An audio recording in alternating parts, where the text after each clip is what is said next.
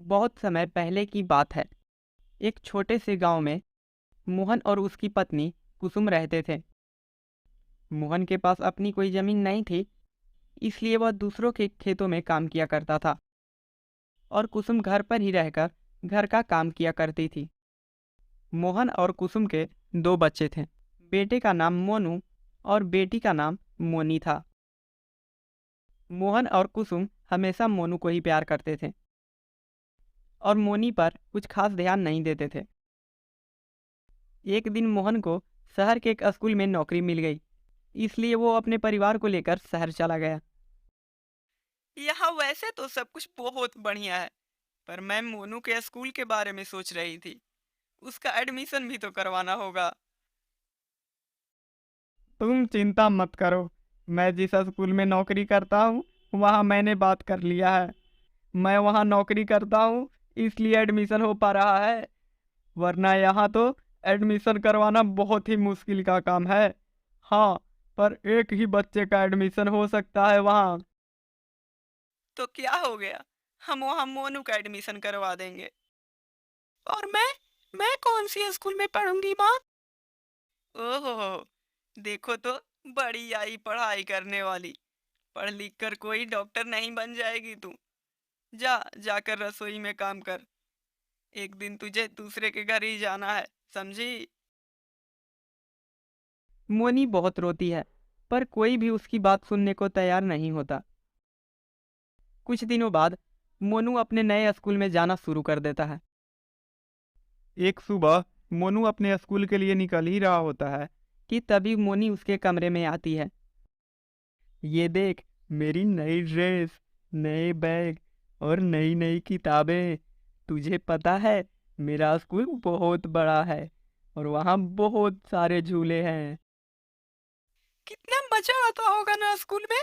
Madam कितना अच्छा पढ़ाती होंगी। चल पागल, पढ़ना किसको अच्छा लगता है। मैं तो वहाँ बस अपने दोस्तों के साथ खेलने और झूलों पर झूलने जाता हूँ। तुम कैसी बातें कर रहे हो भैया? तुम्हें पता है पापा तुम्हारी पढ़ाई का खर्चा कितनी मेहनत से उठाते हैं? मैंने तुझे जो भी कहा वो किसी को भी मत बताना, नहीं तो मैं तेरी शिकायत मम्मी से कर दूंगा और तुझे तो पता ही है मम्मी तेरी क्या हाल करेंगी। तभी वहाँ कुसुम आ जाती है। कितनी देर हो गई मोनू, चलो अब जल्दी स्कूल जाओ, वरना बस निकल जाएगी। मोनू स्कूल के लिए चला जाता है। मोनी पूरे दिन अपने माँ के साथ घर के कामों में लगी रहती है। उसे स्कूल न जाने का बहुत दुख होता था, पर वो कर भी क्या सकती थी। एक रात मोनी को नींद नहीं आ रही होती है, तो वो खिड़की पर खड़ी हो जाती है और बाहर की ठंडी हवाएं ले रही होती है। मोनी खड़ी खड़ी स्कूल के बारे में ही सोच रही होती है कि तभी उसे आवाज आती है।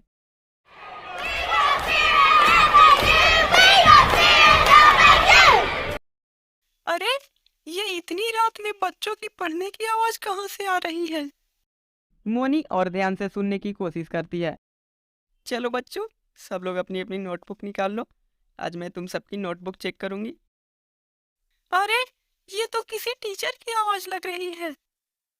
लगता है वो बच्चों को पढ़ा रही है, लेकिन इतनी रात में कौन पढ़ाता है?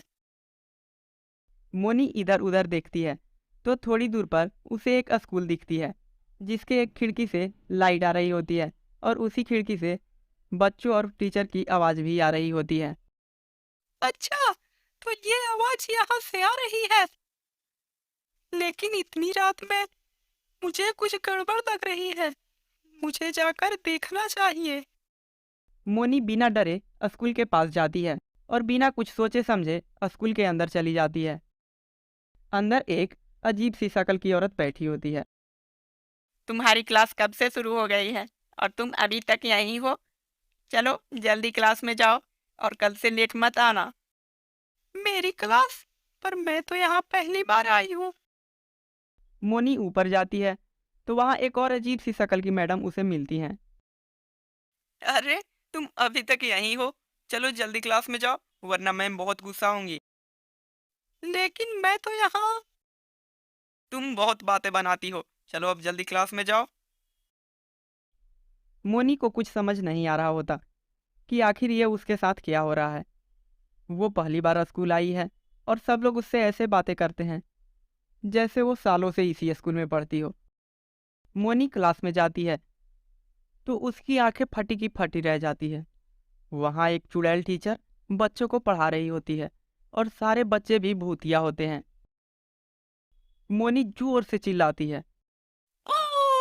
बचाओ बचाओ। श्श, तुम्हें दिखाई नहीं देता यहाँ बच्चे पढ़ाई कर रहे हैं और तुम शोर मचा रही हो। चलो अब अपनी सीट पे बैठ जाओ और कल से लेट मत आना। मोनी को कुछ समझ नहीं आ रहा होता कि वो क्या करे। वो इतना डर जाती है कि उसकी हिम्मत वहां से भागने की भी नहीं हो रही होती। मैंने बोला ना अंदर आ जाओ। अब तुम बाहर ही खड़ी खड़ी मेरे मुंह क्या देख रही हो। जी मैडम। मोनी चुपचाप एक सीट पर बैठ जाती है। उस पर पहले से ही एक नया बैग, उसमें नई नई किताबें, नई कॉपी, नई बोतल और बहुत सारी चीजें होती हैं। अरे वाह, ये कितना सुंदर है। हाँ, ये सब तुम्हारे हैं। चलो अब जल्दी से कॉपी किताब निकालो और तुम ही बाकी बच्चों के साथ पढ़ाई करो। मोनी अपने बैग से कॉपी किताब निकालती है और बाकी भूतिया बच्चों के साथ ही पढ़ने लगती है। चुड़ैल टीचर बच्चों को बड़े ही प्यार और अच्छे से पढ़ा रही होती है। मोनी अपनी पढ़ाई में इतना खो जाती है कि कुछ ही देर में उसका डर अपने आप गायब हो जाता है। मोनी पूरा ध्यान लगाकर चुड़ैल टीचर का पढ़ाया हुआ समझ रही होती है और उसे बहुत मजा आता है। क्लास खत्म होने के बाद चुड़ैल टीचर सबको मिठाई भी देती है। Thank you madam.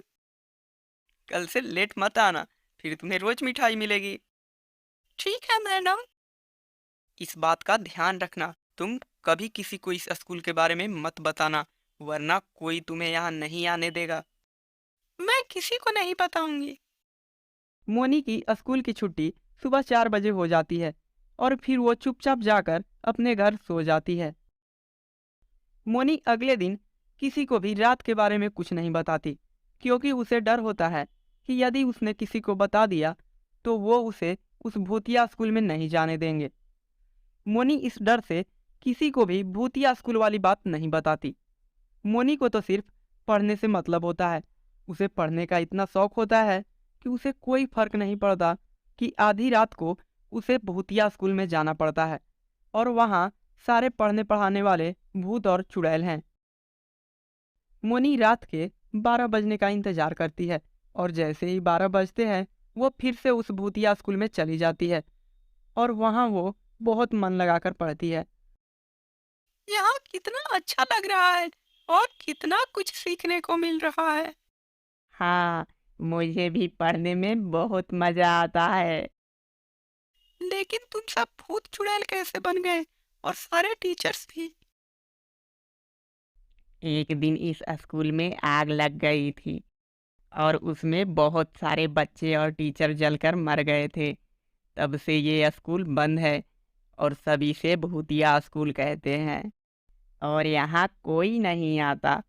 इसलिए हम सभी भूत और चुड़ैल यहीं पे पढ़ाई करते हैं। मोनी रोज रात को उस भूतिया स्कूल में जाती और सारे भूतिया बच्चों के साथ क्लास में बैठकर पढ़ाई करती। कभी कोई चुड़ैल टीचर उन्हें पढ़ाती तो कभी कोई चुड़ैल टीचर, पर सारे ही चुड़ैल टीचर बहुत ही अच्छी होती हैं और सारे बच्चों को बहुत प्यार करती हैं। मोनी को उस स्कूल में पढ़ते पढ़ते काफ़ी साल हो जाते हैं और उसकी पढ़ाई पूरी हो जाती है और किसी को पता भी नहीं चलता कि वो एक भूतिया स्कूल में पढ़ने जाती थी। मोनी और मोनू अब काफ़ी बड़े हो गए थे। मोनू इतने अच्छे स्कूल में पढ़ने के बावजूद भी नालायक होता है, जबकि मोनी बहुत ही अच्छी और समझदार होती है। एक दिन कुसुम और मोहन मोनू पर चिल्ला रहे थे। मैंने अपना सब कुछ तेरी पढ़ाई पर लगा दिया और तूने सब कुछ बर्बाद कर दिया। मेरे पास अब एक पैसे नहीं बचे जो मैं तेरे पढ़ाई पर लगा सकूं। आपने मेरे ऊपर पैसे लगाकर कोई एहसान नहीं कर दिया है और मैं अपनी तरफ से पूरी कोशिश कर रहा हूँ ना। थोड़ा बहुत अपने दोस्तों के साथ घूम लेता हूँ, तो इसमें इतना क्यों गुस्सा हो रहे हो? हे भगवान, इस लड़के को तो जरा भी शर्म नहीं आती। मोनू पढ़ाई में कभी ध्यान नहीं देता और ऊपर से वो दिन पर दिन और बदमाश होते जा रहा था। उसने पैसे चुराने भी शुरू कर दिए थे। एक दिन मोहन और उसका परिवार मोहन के एक दोस्त के घर पार्टी में जाते हैं, तो मोनू वहां भी चोरी करने लगता है। लेकिन मोहन का दोस्त उसे रंगे हाथों पकड़ लेता है। ये तुम्हारा ही बेटा है ना? देखो तो, मेरे ही घर चोरी कर रहा है। उस दिन पार्टी में मोहन के स्कूल के मालिक भी आए हुए होते हैं, और जब अगले दिन मोहन स्कूल जाता है तो वहां से उसे निकाल दिया जाता है। सर, मेरी क्या गलती है? मैंने क्या किया है? मैं चोर के बाप को नौकरी पर नहीं रख सकता, समझे तुम? मोनू की हरकत की वजह से मोहन की नौकरी चली जाती है। कुछ ही दिनों में वे लोग सड़क पे आ जाते हैं और उनके घर में खाने को कुछ नहीं बचता। मोनी को ये सब देखकर बहुत दुख होता है और वो आसपास के बच्चों को ट्यूशन पढ़ाने लगती है और अपने घर का खर्चा चलाने लगती है। जब ये बात मोहन और कुसुम को पता चलता है कि उनकी बेटी मोनी बच्चों को ट्यूशन पढ़ाती है, तो उन्हें बहुत ही हैरानी होती है। पर मोनी तो कभी स्कूल ही नहीं गई, फिर वो दूसरे बच्चों को कैसे पढ़ा सकती है? मैं भी यही बात सोच सोच कर परेशान हूँ कि आखिर ये सब कैसे हुआ। एक दिन मोहन और कुसुम मोनी से ये बात पूछते हैं, लेकिन वो बताने से इनकार कर देती है कि उसने आखिर इतनी पढ़ाई कैसे की। कुसुम मोनी के पीछे ही पड़ जाती है और मोनी को सब सच सच बताना पड़ता है कि उसने अपनी पढ़ाई कैसे की। मोनी की बात सुनकर कुसुम और मोहन दोनों दंग रह जाते हैं। तुम पढ़ने के लिए उस भूतिया स्कूल में जाती थी? ये सब हमारी गलती है। हमने कभी तुम्हारी पढ़ाई को अहमियत नहीं दी और तुम्हारे अंदर पढ़ने की इतनी लगन थी कि तुम आधी रात में भी उस भूतिया स्कूल में जाने लगी। हमने अपना सब कुछ उस लड़के पर बर्बाद कर दिया जिसने हमारी इज्जत तक को मिट्टी में मिला दी। हमें माफ कर देना बेटी। मोनी उसके बाद कभी उस भूतिया स्कूल में नहीं जाती और वहां के टीचरों का दिल से धन्यवाद करती है।